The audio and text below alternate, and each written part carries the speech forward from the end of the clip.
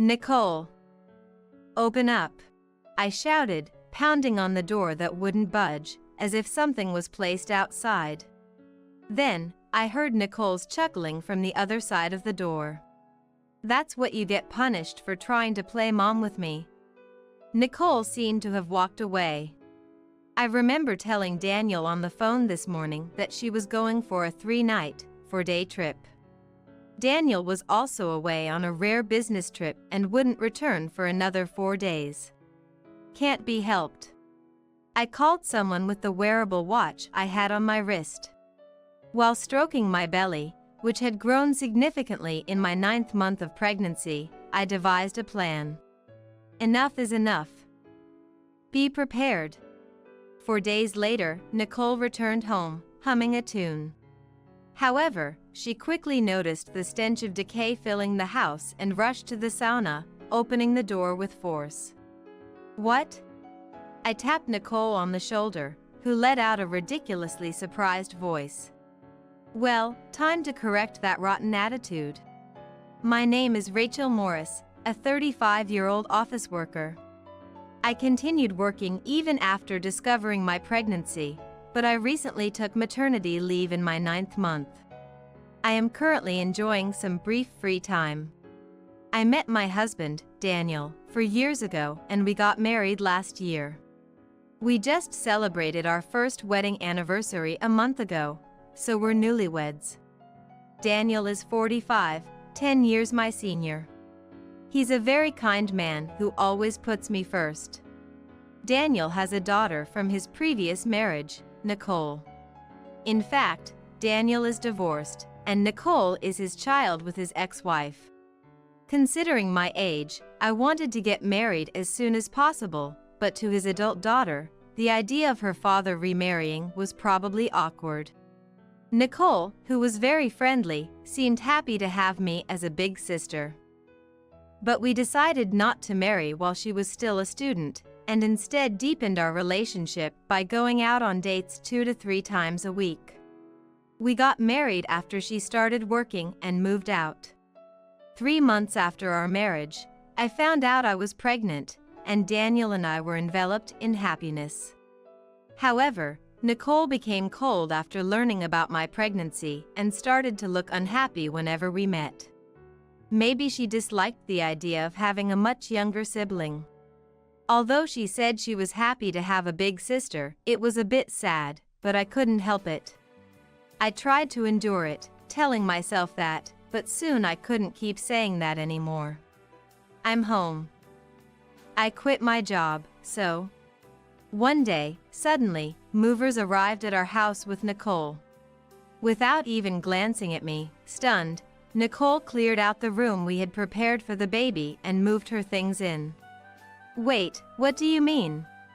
"That's right, I quit my job, so I have no money. I've decided to move back in from today." I was speechless at her selfish behavior. I needed to contact Daniel right away. As I thought that and reached for my smartphone, Nicole quickly snatched it from my hand. "No telling Dad, okay? I'll explain to him." Nicole said this and called Daniel herself. Then, she began an astonishing explanation to Daniel, who answered the phone. "You know, I was bullied at work, and Rachel said it'd be okay if I quit and came back here. So I made a bold move and moved back. Sorry for intruding on your newlywed life. I'll try to find a new job and place as soon as possible, so I won't be a bother." After explaining this, Nicole hung up and turned a very mean look towards me. I was convinced by her expression that Nicole was lying. I wonder if Daniel believed her. I felt anxious about our future life. When Daniel came home, he asked me about Nicole's call from the afternoon in the bedroom. I complained that not only had I never discussed work with Nicole, but I was also very sad that she took over the baby's room that we had prepared. Daniel listened to me till the end and said that he would ask Nicole to find a place and move out as soon as possible, and if she didn't, we would consider moving. Thanks to that, I felt a little better, but from the next day, I had to worry about Nicole's behavior. "Rachel, isn't the food ready yet?" We agreed that we'd prepare meals for the family for breakfast and dinner, but everyone's on their own for lunch, right? When we ended up living together by force, Daniel and I only ate meals together in the morning and evening. We had decided to handle lunch individually. There were times when my belly was so swollen that moving was difficult, and sometimes I had to eat out due to health checkups. At that time, Nicole agreed with a smile, saying, "Understood." However, it seems that her response was just an act of playing the good daughter in front of Daniel. "If you're at home, you should cook." "I'm busy." "Look, you haven't even finished folding the laundry, and the toilet isn't clean. What are you doing at home all the time?" "Being pregnant isn't a sickness, so do your part properly." "It takes me time to move around because my belly is heavy." "Since you're always at home, you could help out too." "Huh? I told you I'm busy, didn't I?" "You're always at home and free, aren't you? After all, you're the housewife of this house." "I don't have any obligation to do these things." After saying that, Nicole kicked the laundry I had just folded. Smirking down at me, she looked just like a mean stepmother. "Why are you doing this? Have I done something to be disliked this much? Didn't you realize? How can I like someone who stole my father from my mother and selfishly made a baby? Just get out. My mom can't come back because of you." Upon hearing these words, I realized that Nicole's drastic change in attitude was probably due to her mother, Tiffany, Daniel's ex-wife. The words Nicole used were as if to accuse me of having an affair with Daniel and stealing him from Tiffany. I instantly denied it, saying, "That's not true." But Nicole wouldn't listen. And then, a few days later, Nicole took a surprising action. "I'm stepping out for a bit." Nicole, unusually, said this and left. I watched her go and then got on with the household chores. After finishing the cleaning and laundry, just as I was about to relax, I heard the front door open. I wondered if Nicole had returned home early. With that thought, I turned my gaze toward the living room door. What? I had assumed it would be only Nicole, but the person who entered from the living room door wasn't just her. The woman was clearly around my age, or rather, older. She was dressed youthfully, but she seemed to be around the same age as Daniel. Observing her resemblance to Nicole, I had a bad feeling and stood up from my chair. "Excuse me, are you a relative of Daniel's?" I asked, trying to keep my composure, to which Nicole and the woman both directed a vulgar smile at me. Then the woman approached me and looked down triumphantly. "Hello, homewrecker. My name is Tiffany Reed. I'm Nicole's real mother and the woman loved by Daniel." Her way of speaking sent a chill down my spine. Enjoying my reaction, Tiffany continued to talk to me. "Well, now, I've lent him to you for the time being. Since you've taken his seed, maybe it's time for you to disappear?" Daniel must have reflected on his actions by now. "What do you mean?" "I mean, I'm coming back to this house, so you need to leave." Tempting Daniel while he was just sulking, you really thought it through. But unfortunately, I'm the only one Daniel loves. I had heard from Daniel that Tiffany Reed had cheated and left the house. And I met Daniel about 3 years after their divorce. There's no reason for someone who just returned to insult me as a homewrecker. That's the situation. "Rachel, when can you leave?" "Tomorrow? I brought a divorce form for you." Saying this, Nicole placed the divorce form in front of me and said, "I'm going to stay at Mom's tonight." Then left the house. I could only stare blankly at the two of them. Months passed, and Nicole was quiet. I was cautious but didn't receive any harassment. Slowly, I started to return to normal life, letting my guard down. But that was a mistake. One holiday, Nicole approached me with an unusual smile. "Rachel, the home sauna is acting up. Can you come for a second?" Nicole took my hand, and I followed her as she asked. But there was nothing wrong with the home sauna. As I was checking inside, puzzled, the door suddenly closed.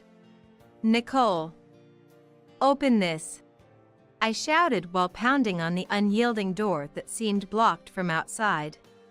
Then, I heard Nicole's chuckling from the other side. "That's what you get punished for trying to play mom with me." Nicole then seemed to just go away. I think I remember telling Daniel over the phone this morning that she was going on a 3-night, 4-day trip. Daniel was also on a rare business trip and wouldn't return for another 4 days. Can't be helped. I called someone using the wearable watch on my arm. While stroking my belly, now significantly larger in my 9th month of pregnancy, I devised a plan. Enough is enough.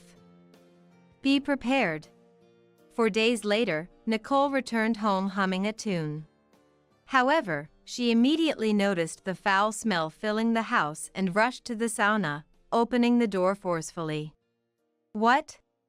I tapped the shoulder of Nicole, who let out a ridiculous voice. "Time to correct that rotten attitude.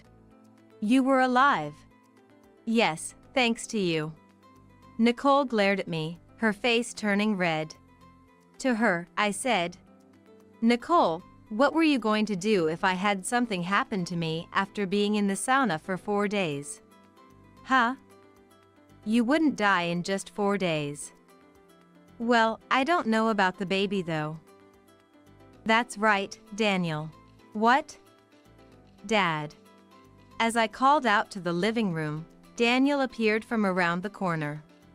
Approaching with a face like an angry deity, he wasn't mad at me, but he looked very scary. "Dad. Why are you here? What about work?" I came back as soon as Rachel contacted me. The business trip was supposed to be with 4 people, so I asked to leave early. "Rachel, don't do something that'll affect Dad's career. You're the one who caused this situation." Daniel's shout echoed in the room, and Nicole visibly jumped. Her face turned pale as she looked up at Daniel, close to tears. "Because of the sensitive time of the divorce, I hadn't told you the reason. Never thought it would lead to this. I'm ashamed to have raised a person who would endanger a beloved wife and unborn child. Dad? Rachel has been patient, but I've reached my limit. Tiffany cheated with my boss. That's why we divorced." "What?" Nicole looked at me and Daniel in disbelief, hearing this for the first time. Sighing, Daniel responded, "I met Rachel years after the divorce. It's impossible for her to be the reason for our divorce." "But Mom, let me guess, she was dumped by her boyfriend and now wants to be taken care of, right?" Daniel said this decisively and made a phone call. Despite his angry expression, he spoke with a very gentle voice on the phone. "Ah, it's been a while. Are you well?" I heard from Nicole. "I've come to my senses too. I'd like to talk about the future. Can you come over to the house now?" A high-pitched voice could be heard from the other end of the line. I immediately realized who he was calling. About 5 minutes later, Tiffany Reed, carrying a lot of luggage, entered our house with an air of ownership. From the way she entered without ringing the bell, it seemed she had been given a spare key by Nicole. "Long time no see, Daniel. Finally realized your mistake? Oh, Rachel, you're still here? Please leave quickly. We're going to live as a family without any outsiders from now on." Unaware of the angry-faced Daniel and the visibly shrunken Nicole, Tiffany cheerfully said this to me. I returned her with a smile and looked at Daniel. Tiffany, following my gaze, dropped her luggage on the floor in shock upon seeing Daniel. You tricked me. There's no need to show respect to a woman who taught our daughter a false reason for our divorce and is pressuring my wife to divorce. You only love me, right? You got dumped again? You never last long with anyone. What? Tiffany was lost for words, her face turning red at Daniel's remark. In fact, Daniel had always been aware of Tiffany's whereabouts. It wasn't that he had hired a detective. Tiffany's parents regularly provided him with information, understanding that her actions were erratic and not wanting to disrupt Daniel's remarriage or Nicole's development. From the beginning of their divorce, they had been sharing information about Tiffany with Daniel. Tiffany apparently had a pattern of quickly moving in with men she caught and then moving on to the next man's house when they broke up. Daniel seemed reluctant to let Nicole meet Tiffany, but since Nicole loved her mother, he respected Nicole's wishes until she learned the truth. Nicole, you seem to have followed in your mother's footsteps, getting involved with a superior at work. How do you know that? The company you entered is part of our group. A little investigation reveals everything. Nicole was speechless, her face turning pale. I was surprised by this new information, but even more shocking revelations were to come. By the way, you two seem to have similar tastes in men. What do you mean? Daniel showed Tiffany his phone. Tiffany's face contorted with rage, and she stormed over to Nicole and slapped her. It was you who stole my boyfriend. What? What do you mean? Don't play dumb. Because of you, he lost his job, ran out of money, and I had to leave my house. That man was your boyfriend? But, Mom, you said you were living alone and still loved Dad. Daniel has money, so I just used him as a temporary shelter. And I was being nice to you for that. Useless girl. That's a lie. It can't be. The situation was completely unexpected, and I was speechless. The house became a chaotic mess with an enraged Tiffany and a crying Nicole. Just then, the doorbell rang. Ah, they're here. Sorry, Rachel, could you answer it? Of course. I followed Daniel's request and opened the door to find an elderly couple. They introduced themselves as Tiffany's parents and greeted me. I quickly greeted back and led them to where Tiffany and Nicole were in front of the sauna room. Tiffany, what are you doing? We've reached our limit. Mom, why are you and Dad here? Daniel contacted us. Tiffany's mother said this and grabbed Tiffany's arm tightly. Tiffany's father slapped her as she tried to pull away. He looked down at a stunned Tiffany with a cold gaze. We're taking you to a relative's house. Don't even think about coming back here. No, not that house. No, I refuse. You don't have the right to refuse. No. Tiffany's scream echoed through the house. Her father grabbed her arm and then dragged Tiffany out. The house, quiet after the storm, was filled only with Nicole's sobbing. Dad. I'm sorry, I didn't know. I'll be good from now on. Aren't you apologizing to the wrong person? What? Nicole froze at Daniel's words, seemingly not understanding the gravity of the situation. I stopped Daniel, who seemed ready to yell again, and turned to Nicole with a smile. Seeing my smile, Nicole appeared slightly relieved. But I was about to shatter that relief by speaking up. This house has been sold, so we're moving out. You need to leave within 3 days too. What? What do you mean? Exactly what I said. There's no way I can leave within 3 days. Nicole sent a pleading look to Daniel for help. However, Daniel remained silent. It seemed she finally realized that I was serious. She turned pale and clung to me desperately. "Hey, I'm sorry. I'll apologize, so let me stay in the new house. Just until I find a place. I'll even take care of the baby that's coming. I'd rather die than live with someone who put me and my unborn child in danger and hasn't even apologized until now." "Take care of the baby? That's a joke. But how could you?" Nicole collapsed onto the floor and started crying. Despite looking down at her, I didn't feel even a shred of pity. Her actions were too unforgivable. "I'm thoroughly disappointed in you. I thought you were more considerate of others. What would have happened if I hadn't returned? You would have had to carry an unforgivable sin for life. Rachel is kind enough not to report you to the police. You should be grateful for that and spend your life reflecting on your actions." Rachel. Her eyes briefly lit up with hope, probably thinking her tears would sway me. However, my decision not to report her to the police was not out of consideration for her. I wanted her to understand that, so I spoke up. "It's not out of sympathy or anything. I just didn't want my child to be born with a criminal sibling. Otherwise, I would have reported you immediately.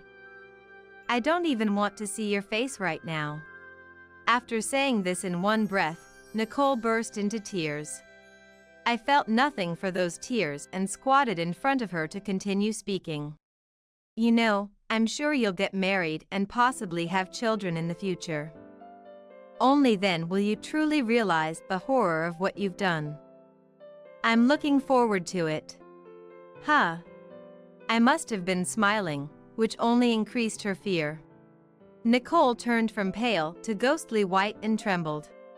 "Well, we're going back to our new home. We probably won't see each other again, but take care. If you're not out in 3 days, I've asked a company to dispose of everything inside." We left Nicole there and returned to our new home. Afterward, Nicole packed only what she needed and was forcibly evicted when the deadline arrived. Rumors of her affair with her boss and resignation had spread in the local area, leaving her friendless. Nicole was living in an internet cafe, working day jobs. Occasionally, calls from Nicole appeared on Daniel's phone, but he never called back, eventually saying he'd change his number. Despite hiding the reason for the divorce, Daniel was shockingly rejected by his daughter's betrayal. Tiffany Reed was taken by her parents to work as a live-in worker on a remote island's ranch, tirelessly working from dawn to dusk, with no phone to escape. Tiffany's parents planned to move to the island after retirement, marrying her off to the rancher's son and never letting her leave the island. While I felt a bit sorry for them, I wanted them to atone for hurting my loved ones. Daniel was initially down, but gradually regained his spirits upon learning our baby was a boy. Every day, while putting his ear to the belly, he says, "It's Daddy. Which will it be, baseball or football?" Basketball and volleyball are also good options. Speaking like this, it's very heartwarming. Recently, he even got a promotion and a significant pay raise. When I see him determined to work hard and earn well so as not to deprive the child of anything, his eyes shining with resolve, I feel that despite the hardships we've faced this time, I am truly glad to have married this person. As for me, I was actually in labor, balancing the excitement of meeting our baby and the fear of unknown pain. I gave Daniel instructions while waiting for the taxi, distracting myself with thoughts of the baby's face. The baby's name wasn't decided yet, but I had a feeling it would come to us as soon as we saw the face. "The taxi's here. Can you walk?" "Yes, I'll try." I stood up, holding my belly. This was the real challenge. We got into the taxi during a lull in the contractions, watching the passing scenery. "I'll be right beside you." Hang in there. Daniel. Thank you. Feeling his hand in mine, I felt an incredible sense of security and expressed my deepest gratitude. I knew that whatever happened in the future, we could face it together. I felt this premonition of happiness as I went into labor,